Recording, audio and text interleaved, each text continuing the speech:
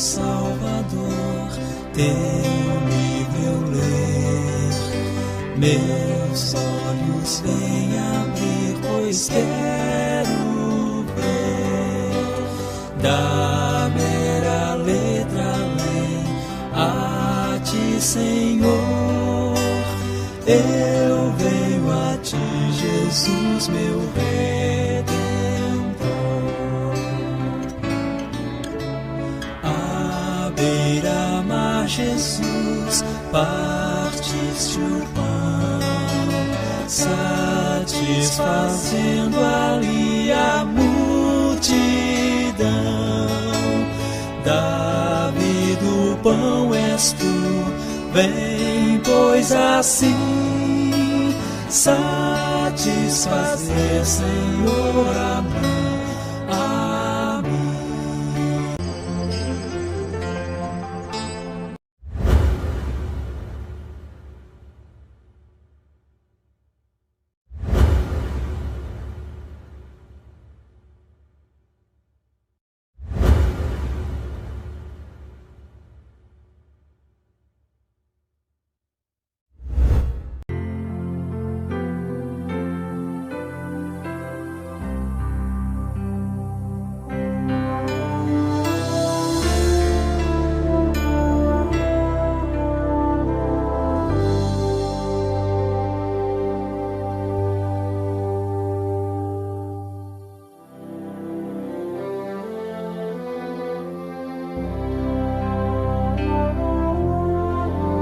Em fervente oração, vem o teu coração na presença de Deus derramar.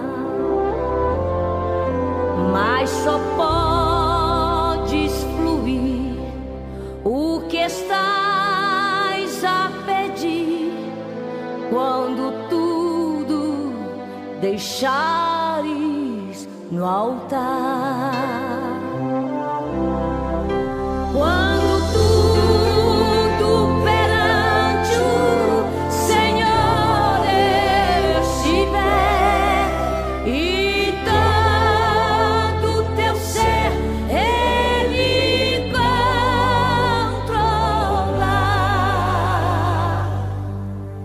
só então hás de ver que o Senhor tem poder quando tudo deixares no altar.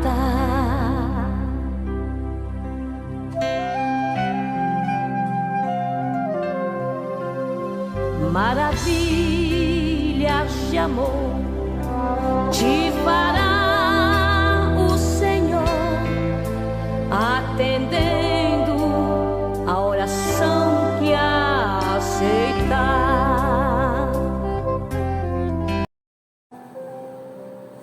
Bom dia, na paz do Senhor Jesus. Aqui estamos para a nossa escola, continuando o nosso tema que paramos no domingo próximo passado, né? E estamos falando sobre descanso, descansar. O descanso eterno, o descanso em Jesus e todas as instruções que Deus nos dá para já descansarmos nele agora, não é, queridos? Mas nós vamos estar orando, pedindo as bênçãos do Senhor para essa escola. Deus te abençoe, você que já está comigo, que seja as mãos do Senhor sobre a sua vida, seu lar, sua família. E não esqueça, Jesus, em Jesus descansamos aqui, mas Ele tem um descanso eterno para aqueles que creram e obedeceram às suas instruções. Amém, queridos? Vamos orar. Pai Celeste, nós te agradecemos pela noite de paz que nos concedestes. Entregamos nas tuas mãos este novo dia, Pai, que já começou, que as tuas mãos poderosas e abençoadoras continue sobre nossas vidas, nos guardando, nos protegendo, nos sustentando e nos preparando para o encontro contigo, Pai. Os dias são maus, mas o Senhor prometeu estar conosco todos os nossos dias, como tem estado, nos guardando, nos protegendo, nos sustentando e nos abençoando cada dia. Obrigado, Pai. agora que iniciamos a escola, abençoe aqueles que estão já comigo, aqueles que vão entrar depois, os pedidos que forem colocados nesse período de escola, Pai, já intercedo por eles, para que o Senhor atenda e socorra por Tua misericórdia e graça, Pai. Fica conosco também o nosso caderno de oração com todos os pedidos, nós colocamos nas Tuas mãos. A nossa nação brasileira, os poderes constituídos, Pai. Que em tudo o homem tema e saiba que é um Deus sobre tudo e sobre todos. Também a Tua igreja, ó Pai, que tem a missão de ser o sal e a luz da terra. Abençoa, guarda, protege, que possamos nós que temos essa missão de testemunharmos do Deus vivo e presente, estejamos não só pregando, mas vivendo os ensinamentos do Senhor. Obrigado, Pai. Eu oro assim com ação de graças, em nome de Jesus, para a glória do Senhor Jesus. Amém e amém. Amados, é um prazer ter você comigo, você que já está, eu não vou estar citando o seu nome, mas estaremos nos alegrando juntos com tudo que o Senhor tem para nós nesta manhã. Amém? Nós agora vamos chamar o nosso louvor 545 do cantor cristão. Vamos à escola, vamos estudar, vamos aprender do Senhor, porque Ele é o nosso mestre por excelência através do Espírito Santo. Amém?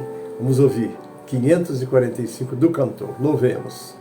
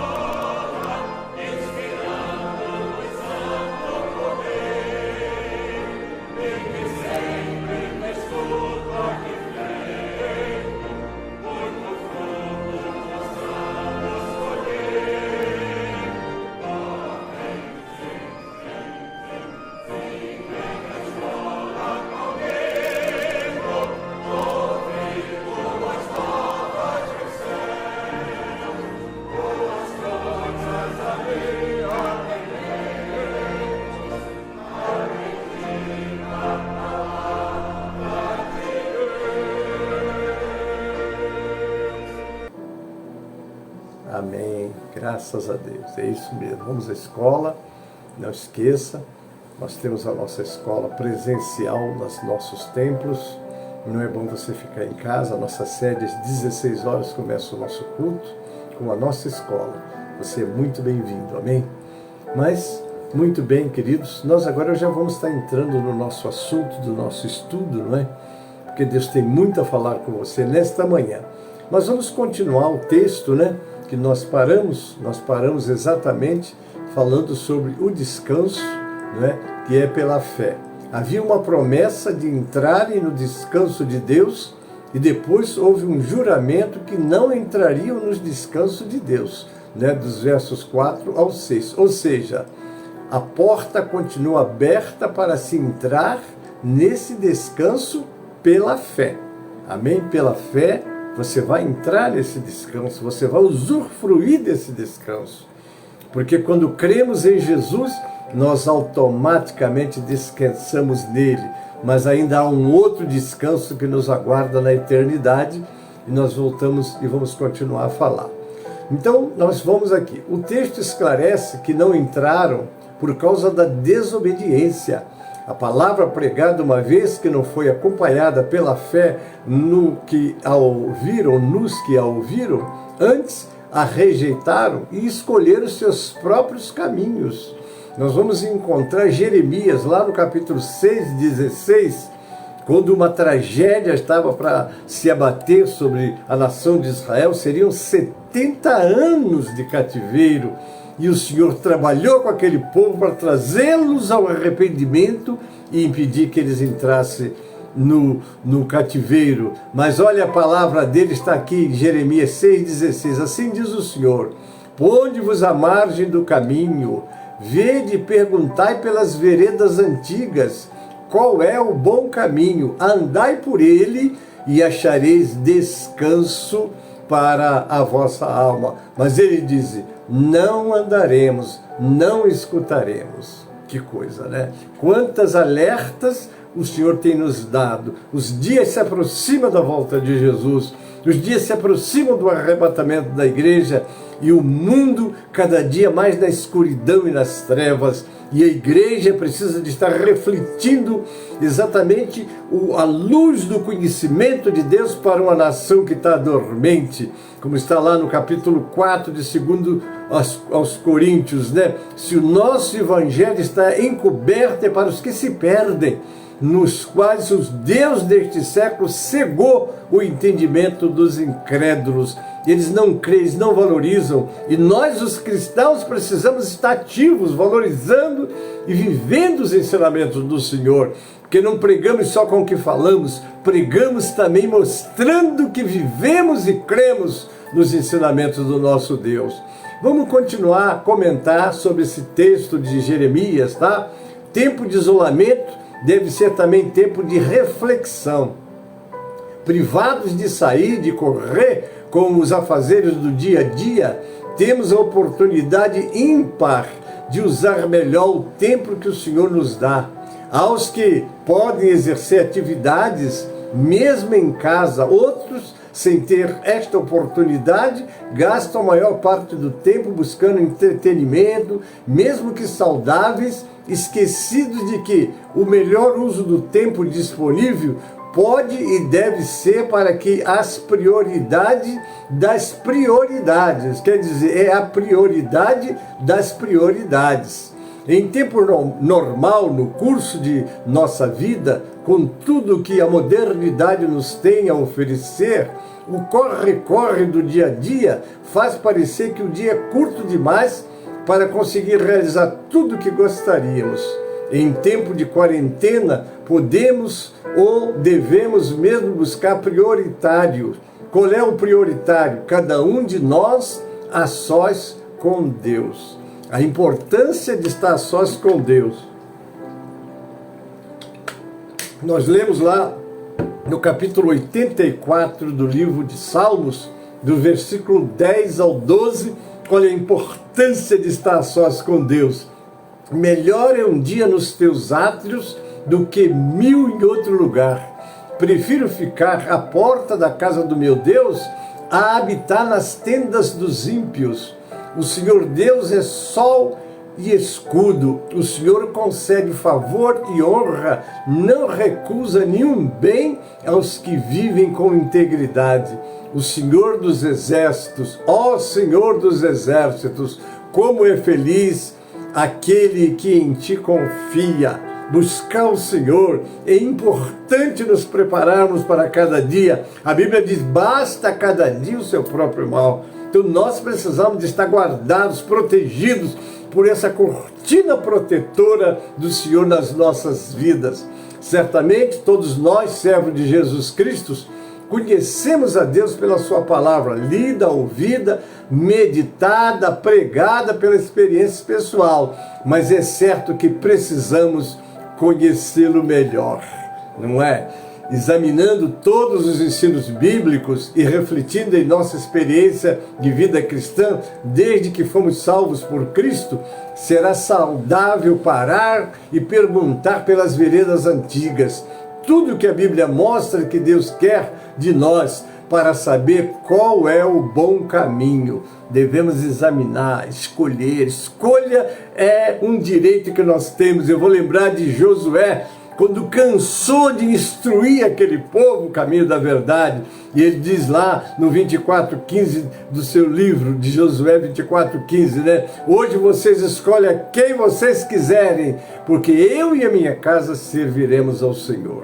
Então, queridos, nós precisamos estar muito atentos às instruções do Senhor. A modernidade, com o seu avanço, com a ciência, nos oferece muitas coisas, né? Nós fomos salvos com a missão nobre de representar o Deus verdadeiro, o seu querer e o seu poder neste mundo rebelde contra ele. O mundo anda na contramão da vontade de Deus, mas os cristãos devem estar firmados, tendo nos seus passos, tendo nas suas vidas um testemunho vivo de que serve a um Deus presente hoje, porque o Senhor está tão presente hoje como estava no Jardim do Éden, como esteve com Moisés, como esteve com os profetas, como esteve com os apóstolos. Ele está conosco hoje, não é isso? Então precisamos assumir publicamente nossa missão de testemunhas de Jesus Cristo. Não devemos ser agente secreto do reino de Deus. Não pode haver hipocrisia em nossa vida. O que os homens veem em nossa vida deve retratar o que somos interiormente. Você diz que crê, você diz que tem um Deus abençoador, você diz que tem um Deus presente. Mostra isso no seu dia a dia, na sua vida. Deus vê o que somos interiormente e o que mostramos ao mundo. Devemos ter em mente que passamos pela vida terrena sabendo que a vida verdadeira virá após esta, porque a qualquer dia ou somos chamados à eternidade ou Jesus pode vir a qualquer momento. Em nosso Deus não há mudança. Lembremos-nos de que Jesus Cristo ontem e hoje é o mesmo e o será para sempre. Está lá em Hebreus 13:8. E porque eu, o Senhor, não mudo, por isso vós, filhos de Jacó, não sois consumidos. Está lá em Malaquias 3:6. Em nosso Deus não há mudança, nem sombra de variação. Está lá em Tiago 1:17. A mensagem de Deus, por meio de Jeremias, nos traz uma exortação que deve levar-nos a considerar qual é o melhor estilo de vida para o cristão, o verdadeiro bom caminho, analisando as veredas antigas, as estabelecidas nas páginas bíblicas, ou aparente, bom caminho estabelecido pela sociedade em que vivemos. Temos as nossas escolhas e precisamos de estar muito atentos a isso, muito atentos a isso. Foi o pastor Miguel Overt que deu para nós essa instrução, que nós fizemos essa primeira reflexão. Veja que o apelo de Jeremias atualiza a promessa de Deus para o povo no dia a dia que se chama hoje, anos depois do deserto. Também o Salmo 95 atualiza o apelo de Deus para o hoje, ao afirmar que, embora o povo houvesse entendido um cumprimento da promessa do descanso com Josué, o seu propósito pleno ainda terá o seu lugar, e para que ele se realize é preciso que o seu povo permaneça em atitude de fé e em seu poder de salvar e cumprir sua promessa, e assim não repita os erros da geração passada, sob a pena de permanecer fora do descanso. Eu leio Hebreus 4:7. Por isso Deus estabelece outra vez um determinado dia chamado o hoje, ou declarar muito tempo depois, por meio de Davi, de acordo com o que fora dito antes: se hoje vocês ouvirem a sua voz, não endureçam o coração.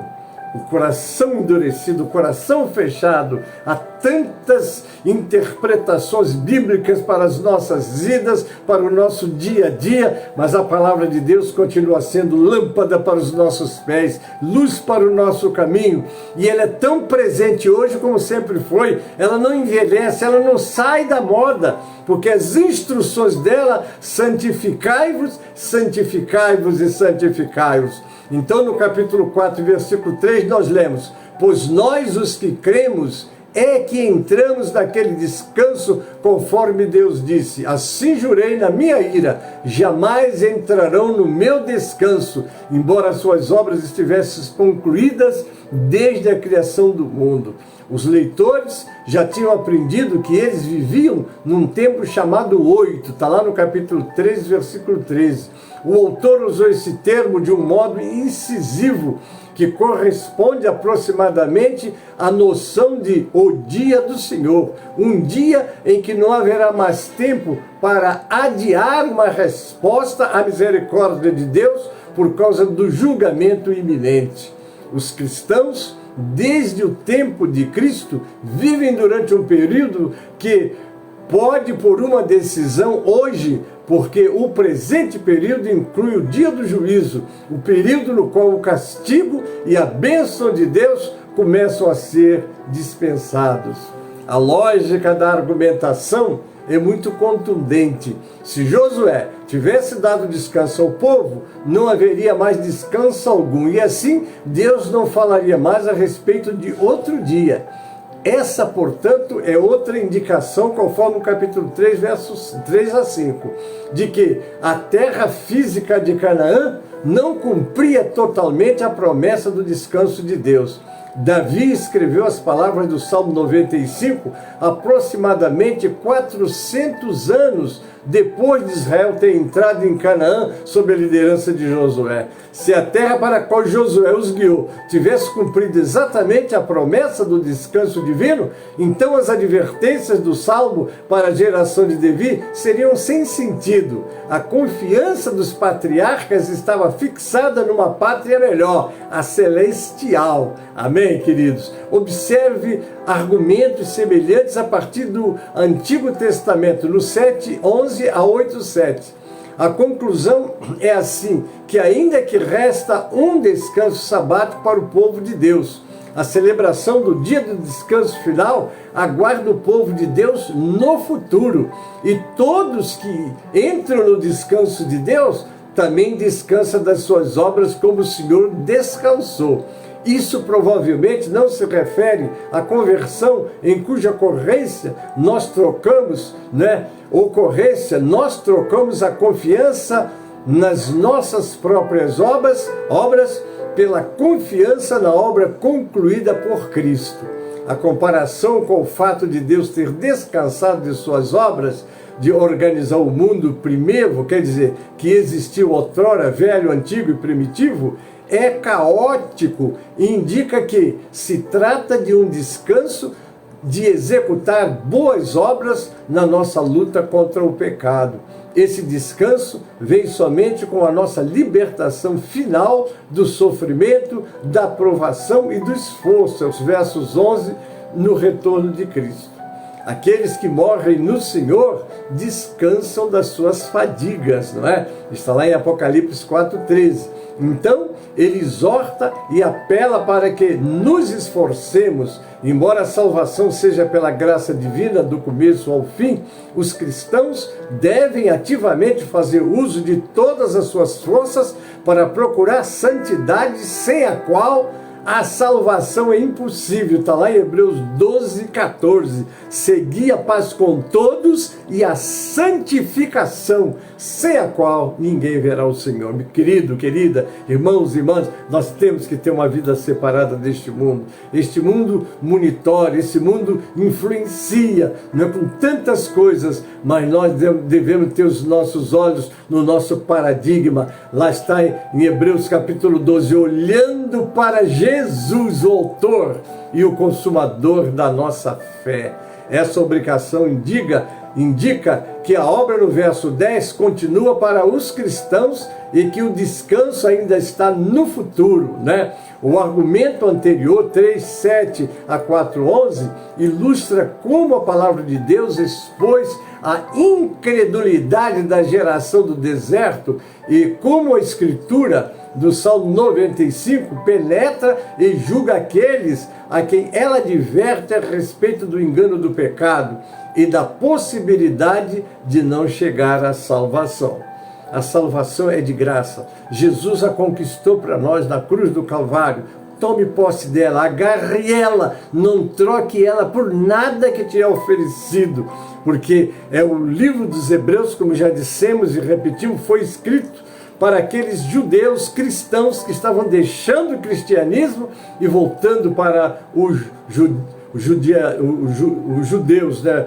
a religião judaica, né? que voltava a praticar a lei de Moisés e abandonava o cristianismo. O judaísmo era a religião dos judeus e o cristianismo é a religião de Cristo, aquele que veio, como está lá no livro de João capítulo 1, verso 17, a lei foi dada por Moisés, a graça e a verdade vieram por Jesus Cristo. Amém, queridos?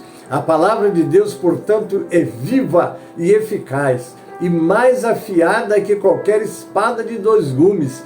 Ela penetra ao ponto de dividir alma e espírito, juntas e medulas, e julga os pensamentos e intenções do coração. É o verso 12, né? Embora alguns encontrem aqui a base para a divisão tripla do ser humano, corpo, alma e espírito, o contexto enfatiza o poder da palavra de Deus de penetrar no mais profundo ser da pessoa, e não há divisão desse ser em suas partes constituintes separadas. Este versículo nos mostra uma característica da palavra de Deus. Ela pode expor o que está no fundo do coração de uma pessoa, revelando sua verdadeira natureza. Isso é algo que nenhuma palavra humana pode alcançar, porque Deus é o Criador, Ele é onipotente, é capaz de examinar as profundezas do coração humano. Olha só, queridos, não é isso? Ele sabe exatamente o que está dentro de nós, quão profundamente fomos corrompidos por Satanás e quais caracteres corruptos possuímos ainda. Isso é algo que nós, como humanos, não podemos saber. No entanto, Deus está bem ciente da extensão da corrupção humana e da verdade de nossa corrupção. Com apenas uma frase, Ele pode penetrar até a medula dos nossos ossos e as profundezas de nossa alma, revelando plenamente nossa verdadeira natureza e essência. Nada permanecerá encoberto. Está aqui no texto de Lucas 12, 12 a 5, 1 Coríntios 4, 5, 2 Coríntios no capítulo 5. Esse fato destaca o quanto é importante procurar com diligência o descanso de Deus. Aí está, não é? Como é que você descansa em Deus, nas promessas de Deus? Deus nos deu do seu Espírito. Abre o nosso entendimento para compreendermos as Escrituras, porque as Escrituras geram fé em nós. As Escrituras nos dão força para vencer os laços e as tentações de Satanás. Agora nós vamos falar sobre a superioridade do sacerdócio de Cristo em relação a Arão, porque Arão foi aquele escolhido onde o sacerdócio começou, não é isso? Vamos lá, dos versos 4 a 14 e 7 a 28, veremos que Cristo é superior a Arão. Tendo estabelecido que Cristo é superior aos anjos e a Moisés, o autor volta-se para a sua terceira e principal preocupação, a superioridade de Cristo a Arão. Isso formará nossa seguinte divisão: Cristo, o eterno sumo sacerdote. Não é isso? Vocês sabem que o profeta, a missão do profeta é trazer Deus aos homens. E a missão do sacerdote é levar os homens a Deus. É o que Cristo hoje faz lá ao ladinho do Pai, intercedendo por nós e levando para o Pai os seus pedidos em nosso favor. Cristo, o eterno sumo sacerdote. Olha só, de 4:14 a 5:10 vai abordar esse assunto, tá bom? Veremos assim que Cristo é o eterno sumo sacerdote. O autor explicou que Jesus superou em muitos sacerdotes do Antigo Testamento de diversas maneiras. Só o fato de pensar em estarmos completamente expostos diante de Deus nos arrasta para o grande e misericordioso sacerdote que, tendo ele mesmo sido tentado, pode nos ajudar em nossas fraquezas. Uma exortação para conservar firmes a nossa confissão. Completa a parte anterior, um convite para se aproximar do trono de Deus. Introduz a discussão sobre Cristo como o misericordioso sumo sacerdote. Cristo ressuscitou, ascendeu aos céus e agora está sentado à destra do trono da majestade nos céus, onde ministra como nosso grande e eterno sumo sacerdote. Glória a Deus! Eu tenho um sacerdote ao lado do Pai, um sacerdote que, como eu, como um homem, tem esse mesmo corpo que eu tenho, mas agora glorificado lá na presença do Pai. Ele olha os genes, ele olha você, olha cada um de nós e intercede por nós. Ele está sempre intercedendo por nós. É o nosso advogado. A Bíblia chega e diz: irmãos, essas coisas eu vos escrevo, filhinho, para que não pequeis. Mas se pecarmos, nós temos um advogado junto ao Pai, Jesus Cristo, o justo. Ele é a propiciação pelos nossos pecados, porque foi Ele que derramou seu sangue para nos purificar, pagou a nossa culpa, a nossa dívida com Deus, e nós agora temos acesso a Deus em nome de Jesus. Que maravilha! O nosso atual sumo sacerdote não é mais fraco nem humano, mas o próprio Filho de Deus glorificado. Oh, maravilha! Nosso atual sumo sacerdote não é mais fraco. Como homem, ele também foi tentado em todas as coisas e pode eficazmente socorrer os que são tentados. Jesus pode nos entender em nossas fraquezas, porque Ele realmente viveu como um verdadeiro ser humano. Essa é uma clara afirmação no capítulo 2, 17 e 18. Apesar do seu conhecimento das lutas humanas, em face de tentações muito reais, Cristo continuou sem pecado. Oh, glória a Deus e aleluia! Isso o torna diferente e aprovado para sempre. Seu sacerdócio é por toda a eternidade. Sendo assim, aleluia, devemos nós achegarmos confiadamente, com ousadia, mesmo em segurança. Nós podemos nos achegar com toda a confiança diante de Deus, porque Cristo foi adiante de nós e compassivamente Ele intercede por nós. Como registra Pedro, lá em 1 de Pedro 2, 9 e 10, vocês, porém, são geração eleita, sacerdócio real, nação santa, povo exclusivo de Deus, para anunciar as grandezas de Deus, daqueles que os chamou das trevas para a sua maravilhosa luz. Antes, vocês nem sequer eram povo, mas agora são povo de Deus. Não haviam recebido misericórdia, mas agora a receberam. Oh, glória a Deus! Veja quem somos nós, graças ao favor de Jesus Cristo. Foi a causa da sua intercessão em nosso favor, porque fomos purificados da poluição do pecado pelo sacrifício de Jesus. Podemos oferecer sacrifício de ações de graças que são agradáveis a Deus. Está lá no 12, 28 a 13, 15 a 16. O Evangelho já existia desde os dias do deserto, com suas figuras e tipos que asseguravam a graça de Deus. O povo foi privado da entrada no descanso definitivo por conta de sua incredulidade. A incredulidade ataca a Deus, a sua santidade, a sua autoridade, a sua pureza. Quando você se torna incrédulo das coisas de Deus, e você precisa tomar muito cuidado, porque estamos no mundo, mas nós não somos do mundo. E estamos aqui para anunciar um Cristo vivo e presente. Já nos dias da monarquia, o salmista entendia que o descanso era para além do descanso dos conflitos deste mundo, e exigia uma atitude de fé na graça de Deus. Seu apelo para hoje é o mesmo do autor de Hebreus. Ambos tensionam chamar a atenção para a atitude de fé, para que recebam a graça do descanso. O descanso mencionado não é o do sábado semanal, mas a posse da salvação pela fé, quando descansamos no poder de Deus que nos salva, aleluia, através de Jesus. Oh, glória a Deus! Ele proclama o senhorio de Deus sobre sua criação e também a submissão dos seus súditos a ele. Agora nós vamos concluir com o verso 16, que é o último verso da nossa consideração.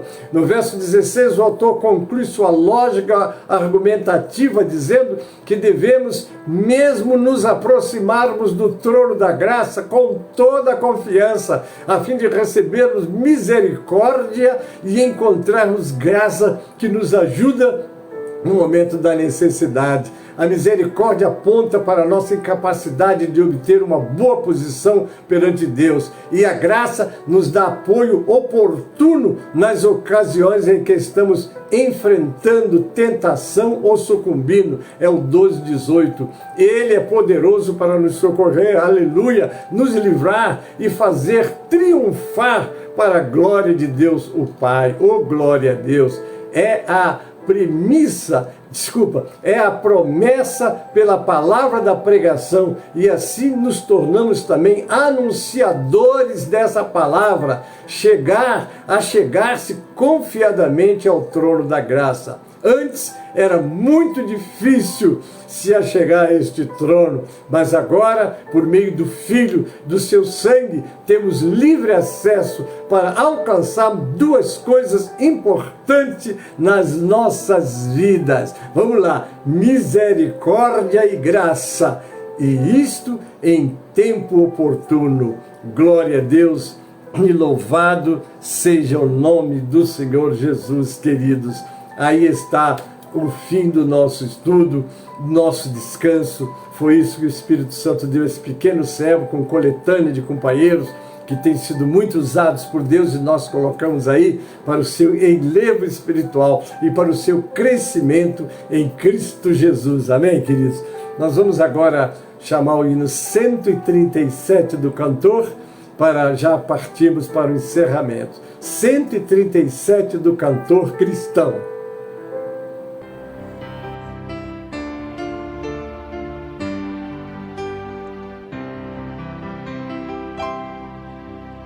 Enquanto, Salvador, teu livro eu ler, meus olhos vêm abrir, pois quero ver da mera letra além a ti, Senhor. Eu venho a ti, Jesus, meu Redentor.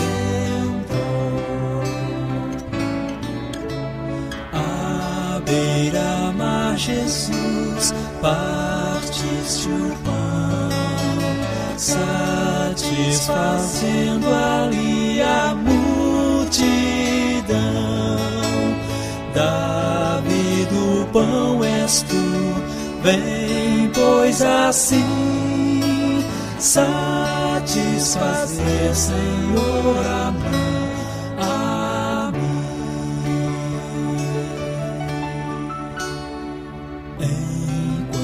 Salvador, teu livro eu ler, meus olhos vêm abrir, pois quero ver da mera letra além a ti, Senhor. Eu venho a ti, Jesus, meu Redentor.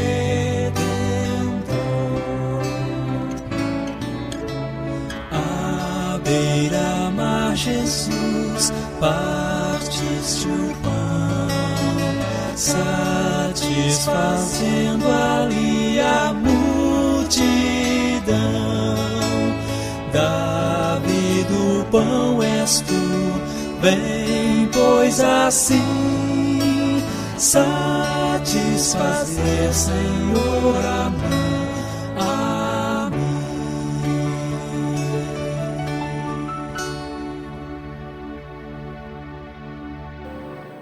Amém. Enquanto Salvador, teu livro eu leio, meus olhos em abrir, eu quero ver. Amém, querido? Deus abençoe. Agora eu quero conhecer os aniversariantes da semana. Se fez aniversário essa semana, parabéns. Deus te abençoe muito, muitíssimo. E não esqueça do Salmo 90:12. Ensina-nos a contar os nossos dias, de tal maneira que alcancemos corações sábios. Amém, querido? Nossa irmã Matilde, esposa do pastor Luiz, fez aniversário essa semana. Parabéns da nossa escola querida. E todos os demais que fizeram aniversário essa semana também estão de parabéns. Deus os abençoe. Amém? Então estamos encerrando. Não esqueça que ao meio-dia nós temos o clamor do meio-dia.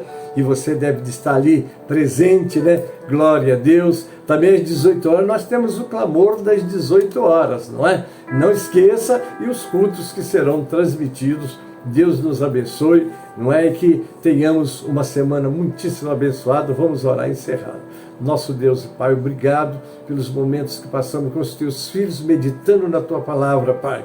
Obviamente que o teu Espírito é o nosso mestre por excelência, completa aquilo que não podemos passar, porque é o Senhor que tem tudo de fato e de verdade para a nossa edificação. Abençoa os nossos aniversariantes, como a tua serva Matilde, aumenta muitos anos de vida da tua filha, como de todos os aniversariantes desta semana. Oramos e agradecemos em nome de Jesus os nossos pedidos de oração, aqueles que estão comigo, os pedidos que foram colocados para uma intervenção de Deus. Te peço a tua intervenção, a tua ajuda e o teu socorro, Pai. Assim eu oro com ação de graças, em nome de Jesus, para a glória do Senhor Jesus. Amém e amém.